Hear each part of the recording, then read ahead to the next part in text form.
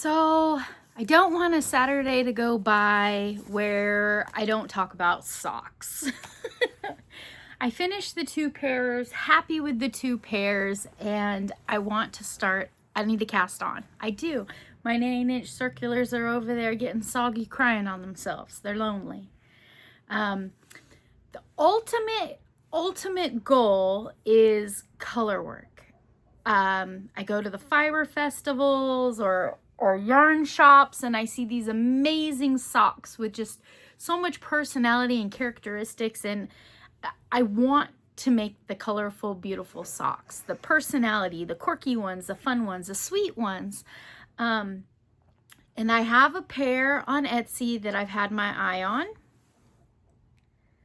Chickens, right? I need chicken socks. I don't think that I'm ready. I don't think I'm ready. And I know I'm an adventurous beginner. Like, I'll just jump into it and I'll fumble through it and I'll figure it out. I love the way those socks look, and I want them to look like that. But because of my experience with left-handed crocheting color work, I know that when things aren't symmetrical, left-handed people have a hard time with their imagery.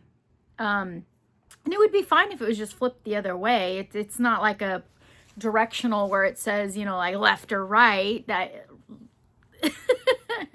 So I know that is not as important, but I would also like to not spend $6.99 on a pattern, fumble my way through it, get frustrated with it, or not finish it. So I'd like to try some other resources before I dive into investing in the gloriousness of these. And this pattern is worth whatever she's selling them for, because I absolutely love them. That's not the hang up. I also realized that I have a bookcase full of books over there, and I've got this little unique book that I picked up at a thrift store somewhere, Knit Socks. And I remember, you know, I picked it up because of the shape of the book, right? But I remember there being some introduction to color work socks in here. These are called Relax and Breathe. I put like a little magnetic bookmarker on there. Hobby Lobby had them on clearance, and I got my little post-it notes so I can start fumbling through all this sock yarn and figuring it out. But listen to the introduction. Combine your favorite colors and special message to create socks that reflect your personality and make you smile. This new twist on a traditional style is a great way to learn or practice 2-color stranded Fair Isle technique. That's what I need. Okay. Don't show these socks to your friends unless you want to take orders. So it gives sizing, it gives yarn. It's telling you that for this particular one, you need 4 different colors in yarn. But you could play with it. You could play with it because on the next couple of pages, it's written instructions. It's got a nice little graph chart where it's taking you through the anatomy of a sock and the parts of a sock. And but it has a chart. I'm trying not to give away too much of the pattern. I don't know the rules on that. But it gives you that color detailed work, which you could do in any color. And then it gives you the alphabet. So you could put any message on there, but I kind of like that they say breathe and relax. On one side of the sock it says breathe. On the other side of the sock it says relax. So I could still work this pair. It's not like one sock says one thing, one sock says the other. I could still work these socks in tandem, one and then the other for the heel, you know, the cuff, you know, so that way I don't get that second sock syndrome, which is a real threat for me.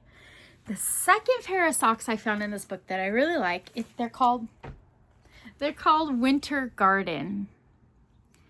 I think this would be a nice symmetrical way to work myself through some very simple color work. Lace edging tops are traditional Estonian pattern cuff, paired with lovely stripes for a sock that is fun to knit with and fun to wear. The color pattern on the cuff provides another opportunity to try 2-color stranding.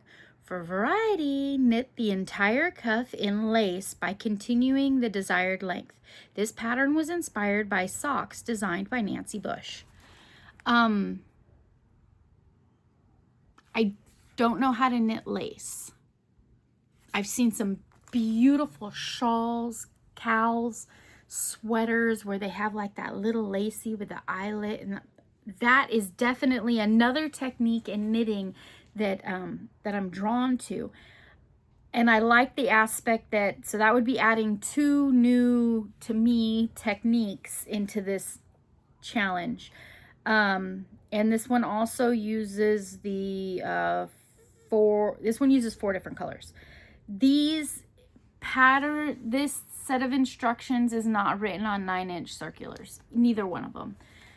But from working with Tina on YouTube, her pattern for the vanilla sock was not originally written on 9-inch circulars. She drops little tips along the way on how she's turning that pattern that was worked on double point needles into the 9-inch circulars.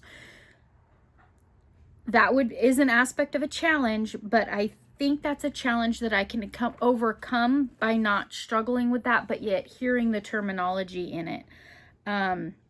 Again, it's broken down step by step. These are both cuff down, which is how I prefer. And it's, you know, it's talking about holding your yarn over. It's talking about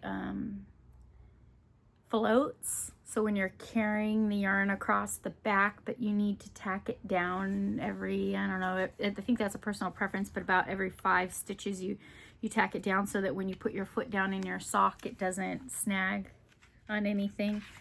There's a lot of aspects to this that I don't know, but I have a lot of beautiful sock yarn and I need to get something on the needle. So between those 2 patterns, sock monkeys, let me know in the comment below, in the little comment box below. Do you like relax and breathe? Playing with the colors, of course. I don't think I have those colors, but playing with the colors. Do you like the concept of verbiage, relax and breathe? In this, I don't know what kind of design element, this fun color work? Or do you prefer winter garden? And if I work the winter garden, I don't know if I would make all that striped. I think for this one, I have a lot of very beautiful variegated yarn, sock yarn, that I would like to make all that just in one, not use the stripes, just use all one variegated yarn, and then complementing colors for the flower part. There's even some little flowers on the heels. Let me know. Let's do like a little poll at the bottom. Please help me. Comment below and let me know. Which one would you work on? All right, so one of those will be next. And I got to cast on them before I lose. It's not called Crojo. Is it Knit Joe? Oh, sounds weird. All right, friends, I hope you're having a wonderful weekend. I hope you got some beautiful weather, and I hope you have some yarn on your hook or needle or whatever it is you're working on. Thank you for visiting with me. What does that say? Toasty feet? 15 cool patterns for toasty feet. I don't want toasty feet. That sounds sweaty. Well, I'll see you after a while. Take care, friends. Bye.